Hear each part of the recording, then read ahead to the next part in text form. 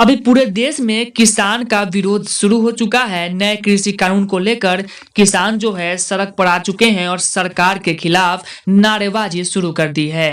नए कृषि कानून आखिर बदलाव हमें डराता क्यों है? किसी से भी पूछिए कि क्या भारतीय किसान बेहतर के हकदार हैं और लगभग सभी हाँ कहेंगे। भारत के 60% से ज्यादा आबादी कृषि में काम करती है, लेकिन केवल 18% जीडीपी पैदा करती है। यानी हमारे किसान एक औसत भारतीय से औसतन ज्यादा गरीब है। ऐसा तब है जब भारत खुद निम्न आय देश है। उदाहरण के लिए चीन $10,000 की प्रति व्यक्ति आय भारत $2,000 से 5 गुना ज्यादा है। ये आंकड़े ही ये बताने के लिए काफी है कि भारतीय किसान गरीब है। बदलाव और सुधारों की बेहद जरूरी है। किसानों की आय बढ़ानी होगी। भारतीय कृषि को और अधिक उत्पादक, प्रतिस्पर्धी और लाभदायक बनना होगा और ऐसा न कर पाने का कोई कारण नहीं है। दरअसल भारतीय कृषि के प्रगति न कर पाने के पीछे वही कारण है जो किसी की भी जिंदगी में होता है, बदलाव का प्रतिरोध।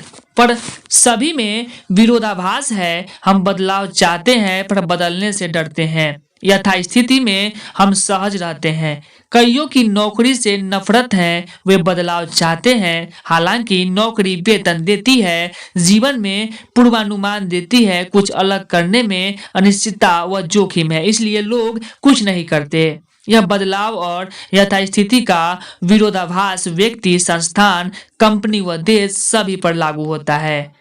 इस लेख का उद्देश्य किसानों या कृषि कानून के विरोधियों की भावनाओं का अपमान करना नहीं है। दिल्ली में बेहद ठंड है। यह सराहनीय है कि आप किसी उद्देश्य पर इतना भरोसा करते हैं कि हफ्तों से सड़क पर ठंड सहने को तैयार है।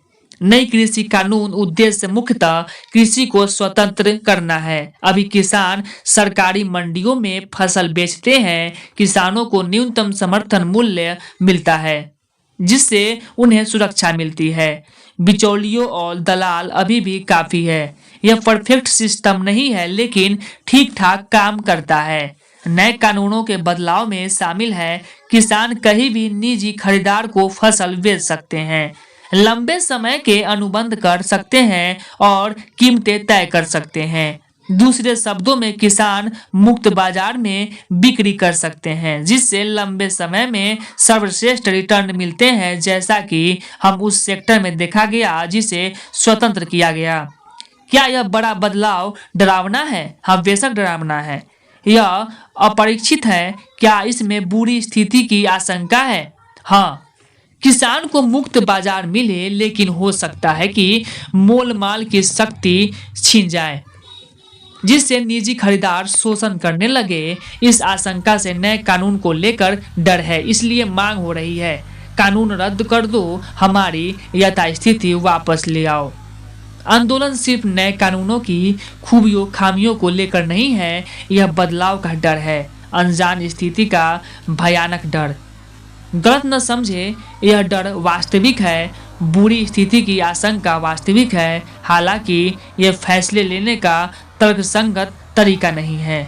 हम कहते हैं कि हम सुधार चाहते हैं और फिर ऐसा करने के लिए भी प्रयास को डर के कारण विफल करने का कोई अर्थ नहीं है।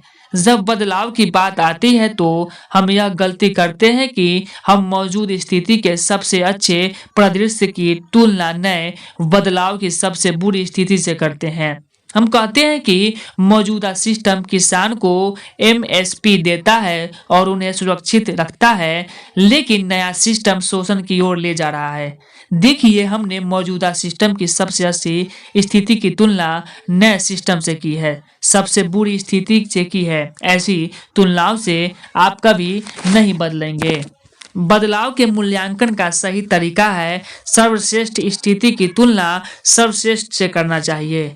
नए कानून काम करते हैं तो सर्वश्रेष्ठ स्थिति होगी।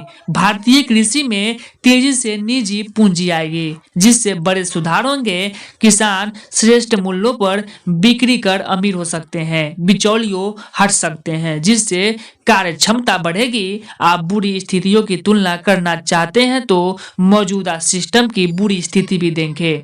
अभी एमएसपी बहुत कम हो सकती है, किसान के पास उसी पर बेचने के अलावा कोई विकल्प नहीं है, जिससे लागत तक नहीं निकलती, वह कर्ज में डूब सकता है। अगर आप पढ़ना चाहते हैं तो बदलाव अपनाना होगा। इसके लिए हमें डर को जीतना जरूरी है। साथ ही ज्यादातर तर्कसंगत तुलना के लिए श्रेष्ठ स्थिति की तुलना श्रेष्ठ और बुरी की बुरी में होनी चाहिए। बदलाव लाने वाले कानून शायद परफेक्ट न हो, शायद उनमें सुधार की जरूरत हो, लेकिन हमें उन्हें प्रोत्साहित करना चाहिए। आइए हम बदलाव उन्मुख और सुधार की मानसिकता बनाएं और देश को आगे ले आए। अगर आप हमारे चैनल पर नए हैं तो हमारे चैनल को सब्सक्राइब कर दें। अपना विचार कमेंट में जरूर दें।